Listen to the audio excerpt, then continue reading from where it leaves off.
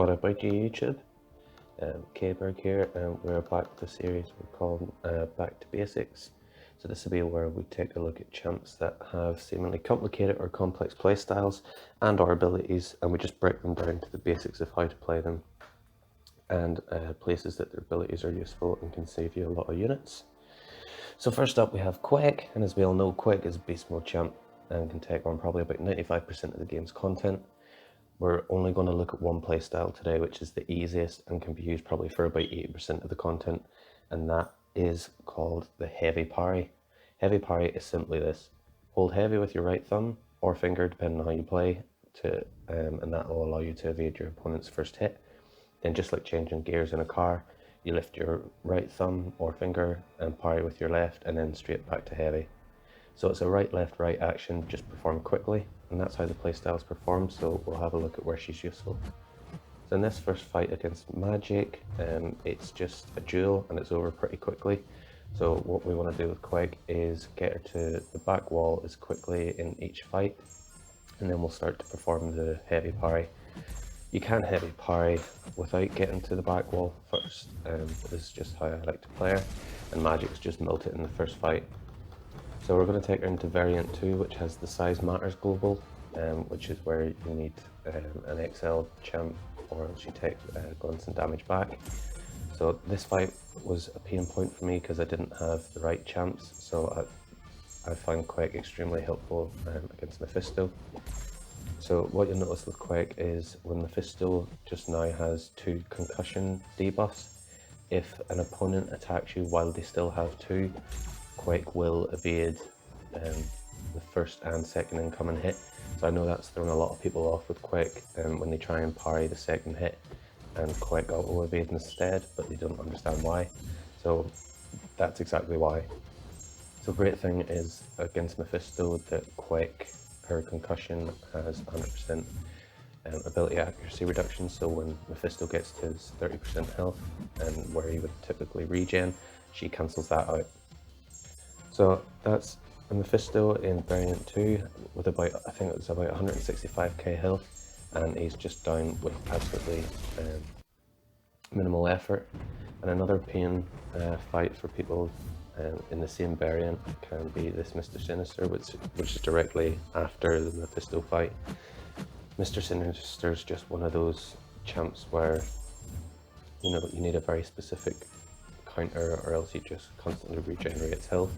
So because we're not hitting into him, he's not going to regen any health, and this one's about 165, 170k health as well, and Quake is just absolutely tearing through him, and he is playing a bit more defensively, which is good.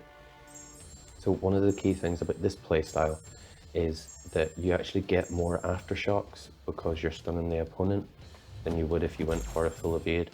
People would argue that yes, you take a bit of chip damage from constant parries, but I mean, if you look at these fights, it's really nothing too major. If you need to heal up between fights, you can.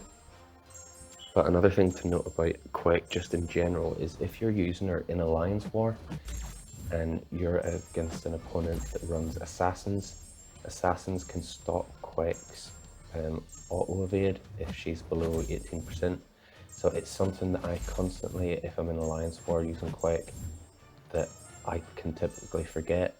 I'll go into, say, what I would consider to be an easy fight without healing up, and then when she doesn't auto evade, I then remember it's because it'll be the opponent's Assassin's Mastery that's stopping it.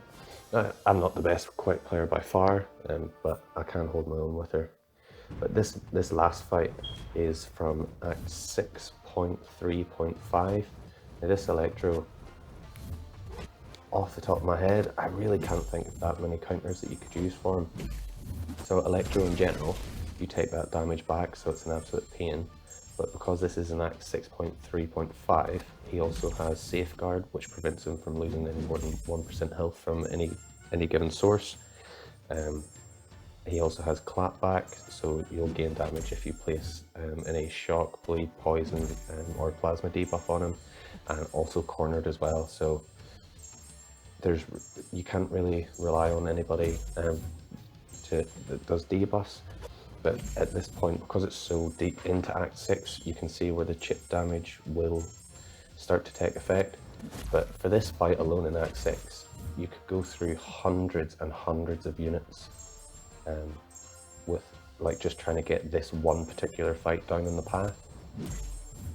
So for me to take maybe 20-25% chip damage just through block, I'm okay with that, rather than having to spend hundreds and hundreds of units just because of Act 6 content. But Quake in general, you know, she's just one of those champs that not everybody likes her play style, and I get that. I'm not, you know, particularly fond of the actual play style. I prefer to fight in a fighting game. But if I can bring a champ that's going to save me like so many units, depending on my roster, then I will quite happily take her into it. I'm currently doing 6.2.5 100%, which has Do Not Go Gentle. So that's the last one that I need to do for Act 6.2 100%. So I think Quake's definitely going to be a key player in that, because for every 5 hits in the combo you get a charge, and if you were to knock the opponent out, you need to land a heavy to remove the charge or intercept, and that removes 2 charges, so Quake's going to bypass that for me. But there we go, that is 265k Electro down from Act 6.3, and that's back to basics. So if you did enjoy the video, please give it a like, a share and subscribe, and let me know in the comment section if there's anyone you'd want to see simplified, and I'll catch you in a bit.